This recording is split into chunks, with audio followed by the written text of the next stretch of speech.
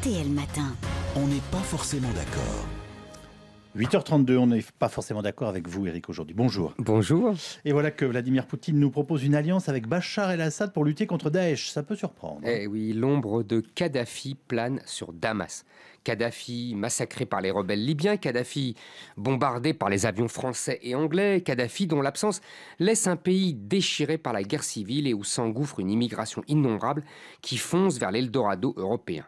Kadhafi, c'est le remords de Poutine qui vire à l'obsession. Le dirigeant russe ne se pardonne pas d'avoir laissé Sarkozy abattre le dictateur libyen alors qu'il lui avait promis qu'il se contenterait de protéger les populations civiles. Assad ne sera pas un second Kadhafi, s'est juré Poutine. D'où l'arrivée des chars russes et bientôt d'une base aérienne dans le fief du président syrien. D'où les offres d'alliance faites par Poutine aux Occidentaux pour lutter ensemble contre l'État islamique. Ah, bien sûr, les diplomates français font déjà la moue. Pas dupes. Moscou se moque bien du sort d'Assad et veut seulement sauver sa seule position en Méditerranée, héritée de l'Union soviétique. Poutine montre aussi à ses alliés qu'il est un soutien indéfectible qui n'abandonne pas ses amis dans la tourmente, comme les Occidentaux l'ont fait en Tunisie, en Égypte ou ailleurs. Enfin, Poutine vise aussi à se protéger de ses propres djihadistes qui pourraient menacer le Caucase. Eric, ils ont quand même raison, nos diplomates du Quai d'Orsay. Oui, ils ont raison. Mais les diplomates français ont fait une grande découverte. Poutine défend les intérêts de la Russie. Alors il ne devrait pas s'arrêter en si bon chemin. Avec sa stratégie, la France défend-elle efficacement les siens?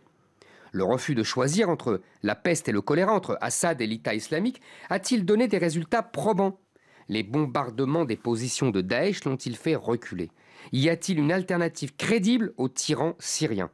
Oui, il y en a une, mais une seule, et elle s'appelle Daesh.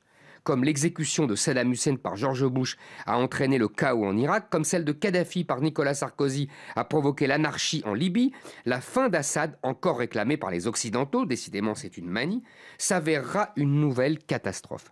Après l'Irak, la Libye, ce sera au tour de la Syrie de disparaître des cartes. Daesh rentrera alors à Damas et pourra foncer sur Beyrouth et la Jordanie. Les mêmes causes produiront les mêmes effets. Pétris de leurs utopies droits de l'homiste, les Occidentaux refusent de voir que le seul conflit dans cette région n'est pas entre bons et mauvais musulmans, encore moins entre laïcs qui n'existent pas et islamistes, mais entre sunnites et chiites. C'est la seule opposition qui structure la région et qui fera qu'un sunnite irakien ou syrien préférera toujours l'État islamique à des pouvoirs dirigés par des chiites et proches de l'Iran. Les autorités russes sont les seules à comprendre cela, comme elles sont les seules à se vouloir le protecteur des chrétiens d'Orient, des massacres et de l'exode qui font d'eux les seuls authentiques persécutés de cette histoire tragique. Dans cette région en folie, qui perd la raison de tous ceux qui l'approchent, la main tendue de Poutine aux Occidentaux est la seule sensée.